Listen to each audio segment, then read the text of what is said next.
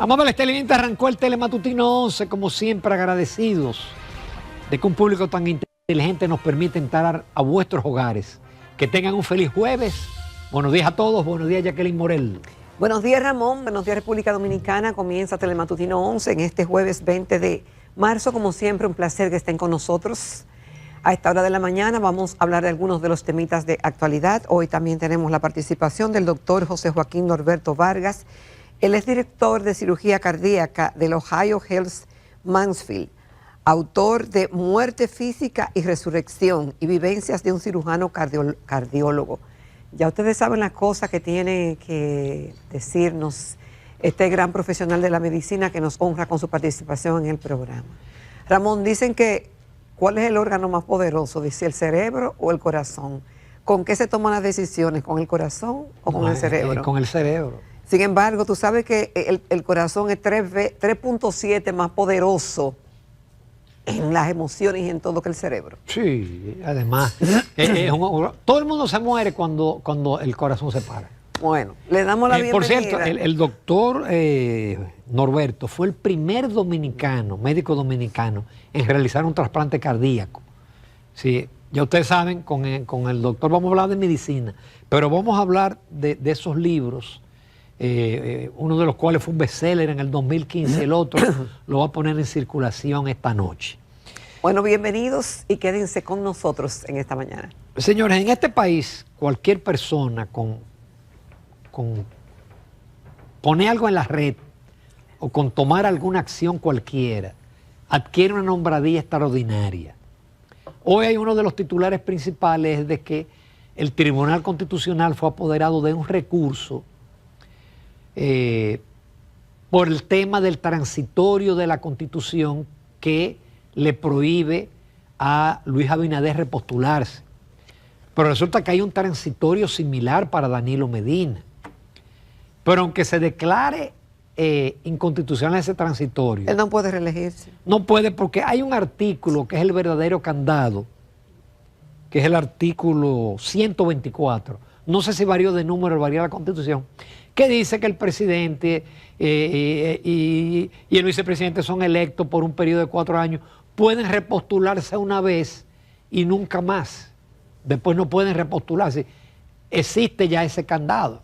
Entonces uno no entiende el objetivo de este señor que es muy conocido, es un hombre muy activo en las redes, es de las personas que en las redes él pone cualquier cosa,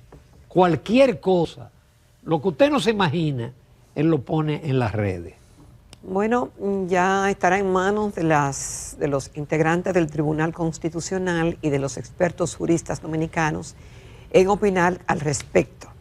Justamente la Constitución prohíbe, la Constitución antes de la reforma que hiciera el presidente Luis Abinader con respecto a la reelección, que ha sido el denominador común de las casi 38 modificaciones que ha tenido nuestra Constitución. Y el presidente Abinader pues quiso ponerse adelante y decir con tiempo de que no iba a cambiar la Constitución para otro periodo electoral. Algunos entienden que ese es el punto más luminoso y el aporte a la democracia hecho por el presidente Abinader con hacer ese anuncio, aunque muchos lo han criticado, otros lo han elogiado, a nivel local y a nivel internacional. Vamos a ver el curso que tome esta instancia de inconstitucionalidad que fue depositada ante el Tribunal Constitucional. Entonces, pero ya la Constitución prohibía una tercera reelección. El presidente lo que añadió fue, primero, que ninguna modificación constitucional podía versar sobre modificar ese artículo, es decir, lo convirtió en lo que los abogados dicen una cláusula pétrea. Pero añadió que tampoco se podía modificar la Constitución para beneficiar a un funcionario, presidente que tuviera, más el transitorio, que fue idéntico al que puso Danilo, que especifica que él no puede ser candidato. Es decir, la cosa está amarrada por todos lados. Aún cuando el tribunal, yo imagino que el tribunal lo que va a declarar es irrecibible. Y eso fue una ganancia, eso es lo que los juristas y la clase, bueno, entendieron que daba garantías y que daba democracia y que le daba la certidumbre de que el presidente de la República iba a ser respetuoso de la Constitución y no iba a ser lo que habían hecho sus antecesores, legislar a su propio favor. Y ese fue la ganancia. No, y además a futuro se la pone en China. Es decir, el que intente buscar un tercer periodo es imposible porque hay demasiados artículos en la Constitución que se lo imposibilitan. Ya son 2 periodos y que venga otro, alternabilidad. Por otro lado, ayer Alfredo Pacheco dio buenas informaciones porque hay cantidad de proyectos pendientes de ser aprobados. Él mencionó el Código Penal y él dice que se van a sumergir e instó a los diputados, habló de ese proyecto, habló del proyecto de los residuos sólidos y de otros más que tienen demasiado tiempo. En el caso del Código Penal hemos hablado muchísimas veces. Yo me siento muy optimista porque como soplan otros aires desde los Estados Unidos, el tema de las causales no va a ser problema. La mayoría de los legisladores han votado por el Código Penal sin las causales y ha sido vetado por el Poder Ejecutivo. Ahora, que mira, se nos pasó esa pregunta el martes a Genao, porque Genao sometió un proyecto y hay como 3 proyectos y entonces lo que se decidió fue hacer una comisión bicameral de diputados y de senadores para que aúnen los esfuerzos, discutan todos los proyectos y finalmente sometan un proyecto que sea finalmente ya aprobado y que tengamos un código penal acorde a nuestros tiempos y que lo de las causales se vaya a otro sitio, a otra ley o a otra discusión. Mira, Ramón, hay varios proyectos que están pendientes en las cámaras legislativas dominicanas y que duermen el sueño eterno. Y es una gran responsabilidad que tienen estos legisladores, que muchos de ellos fueron ratificados, pero hay nueva sangre también en el Congreso Nacional y tienen la oportunidad de darle salida a esos proyectos. Pero justamente nos conformamos por ahora con que el proyecto del Código Penal, que es tan importante, lo conozcan y que tengamos un nuevo Código Penal. Mira, y al respecto del comentario anterior, Ramón, escribe un amigo televidente que tiene experiencia en el tema. Dice, buenos días, esa instancia de inconstitucionalidad es un disparate. Esa acción no puede pasar porque la Constitución de ninguna de sus disposiciones no puede ser declarada inconstitucional. El Tribunal Constitucional es el mayor intérprete de la Constitución, pero no puede declararla inconstitucional. El TC no tiene competencia para declarar inconstitucional a la Constitución, solo puede interpretarla. Esa acción es una locura. Y por ahí sigue, eso lo dice un amigo televidente jurista con experiencia en la materia. Sí. El sentido común dice, usted no puede declarar inconstitucional una constitución.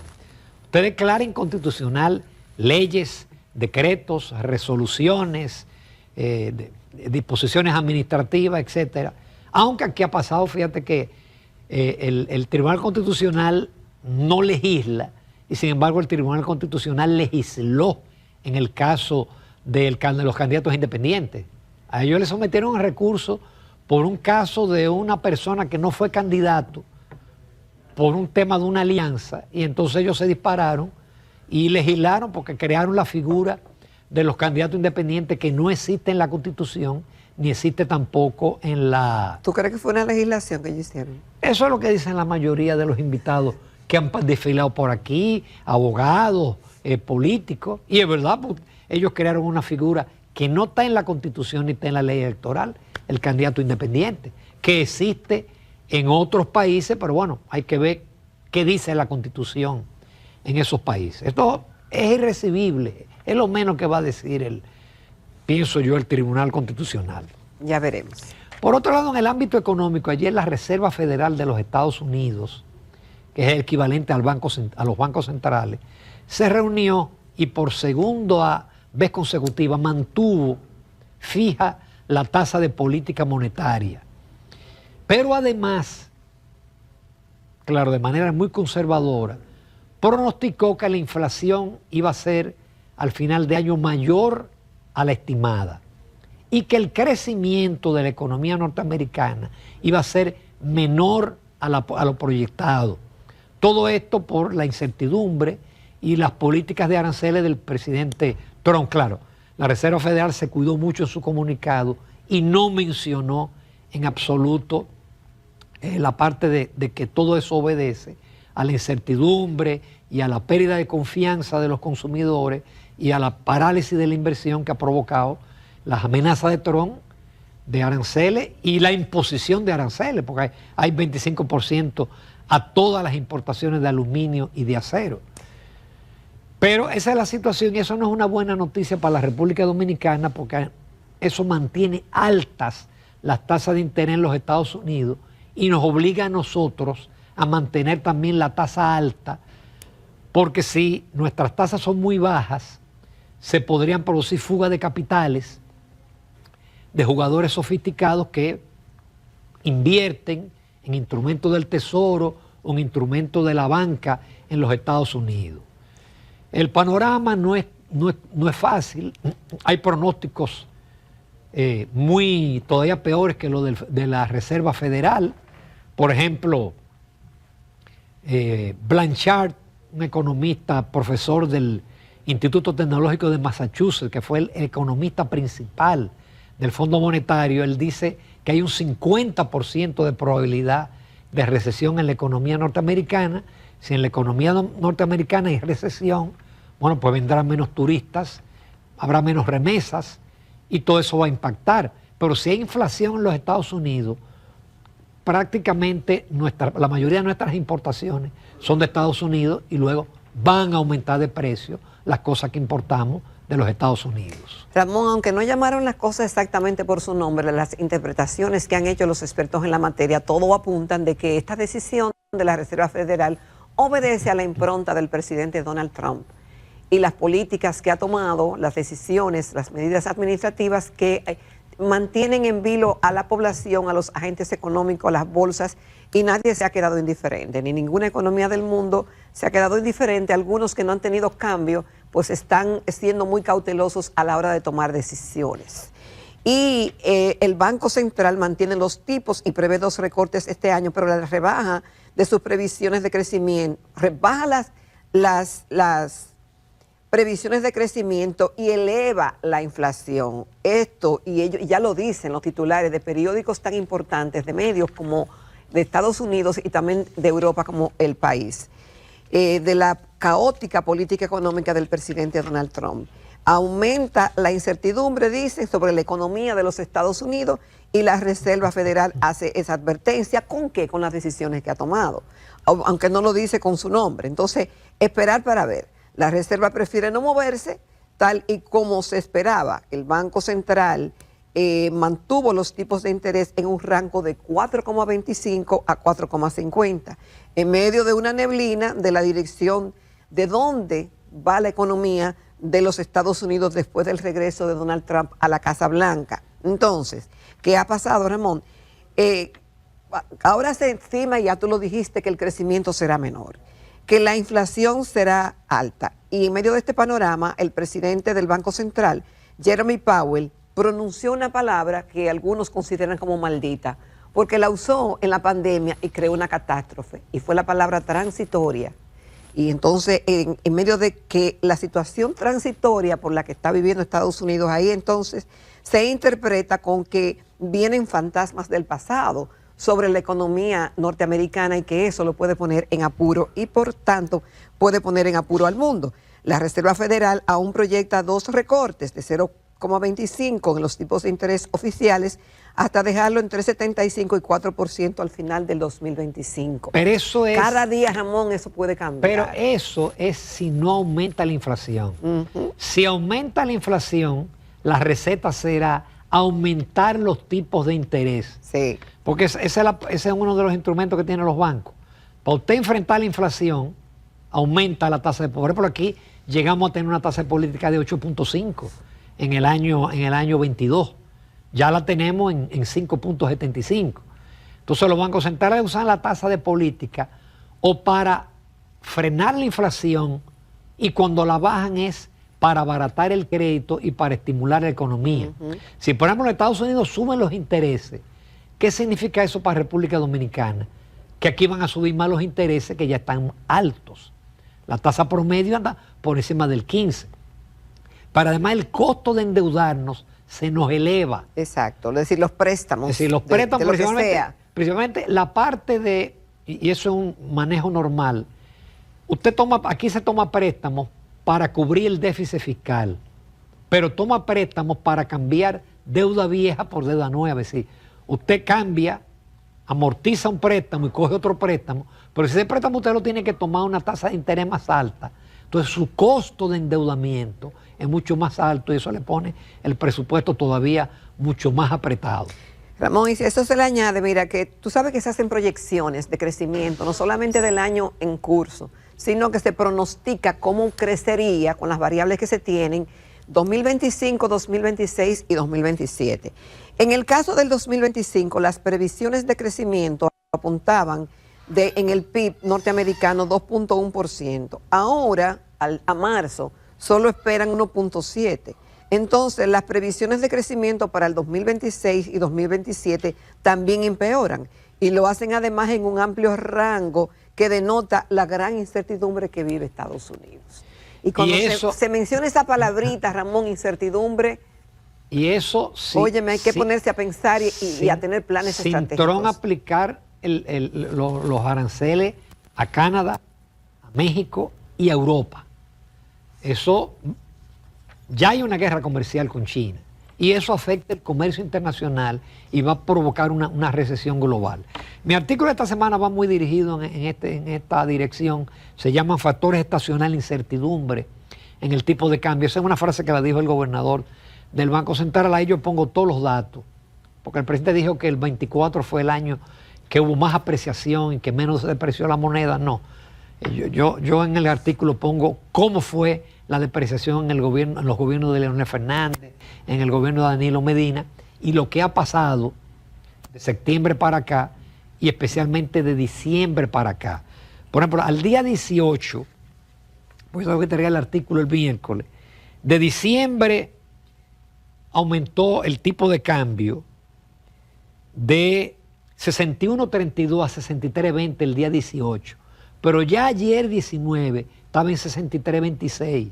Hoy probablemente será un poquito más alto, a pesar de que el Banco Central inyectó 2.800 millones de dólares al mercado cambiario el año pasado y en enero y febrero 400 millones de dólares. Así que todos esos pronósticos optimistas tienen que ser moderados, como decía ayer Fabricio Gómez Mazara, optimista pero con cautela. No es verdad que una economía es blindada, dependemos de los Estados Unidos y es una lástima que el gobierno no disponga de colchones para poder amortiguar cualquier impacto externo. Por ejemplo, yo te pregunto, Jacqueline, con este aumento del salario mínimo, ya se aumentó 12. ¿Tú te imaginas que la economía dominicana caiga y que disminuyan las ventas de las empresas y en enero tienen que aumentar un 8%? ¿Qué significa eso? Oh, no, yo te lo digo que significa eso, Ramón. Muchas empresas no pueden con eso, van a cerrar. Obviamente a lo imposible nadie está obligado. Y tomando en cuenta todas estas variables internacionales que repercuten en la economía y en la forma de hacer negocios, en las proyecciones que se hacen de crecimiento país, el entorno influye mucho, muchísimo. El entorno internacional obviamente que tiene consecuencias locales. Y las políticas también internas que se tomen, las medidas. Entonces, tendremos que ver qué resulta de todo esto, Ramón, porque a lo imposible nadie está obligado. Si no se puede, no se puede. Y algunas empresas que no pueden con esa carga simplemente van a dejar sus operaciones. Sí. Hay un dicho de que cuando los Estados Unidos le da gripe, América Latina le da pulmonía. Y es verdad. La llamada década perdida, que aquí se le atribuye a los gobiernos del PRD, fue que en los Estados Unidos el choque petrolero provocó en la década de los 70 una inflación de 2 dígitos. Y como lo resolvió el gobernador de entonces, Paul Volcker, fue que elevó la tasa de política a 15%. Hoy está alta entre 4.25. Entonces, eso provocó una debacle en América Latina y la cesación de pago y provocó, bueno, aquí hubo una poblada, porque las recetas del fondo eran terribles en aquella época. Pero bueno, Esperemos que nada de eso llegue a ocurrir y que el asunto se modere y que Trump entienda que la cosa no puede ser de choque. Bueno, habrá que llevarlo, bueno, a terapia. No, la experiencia, porque la inflación es una de las cosas más terribles para los presidentes de los Estados Unidos. El bolsillo de la gente. Así es. No se pierdan la entrevista con el doctor José Joaquín Norberto Vargas. Él es director de cirugía cardíaca del Ohio Health Mansfield, pero también es autor de libros interesantes. Como dije, es el primer médico dominicano que hizo un trasplante, así que vamos a hablar con el médico y también con el autor de interesantes libros.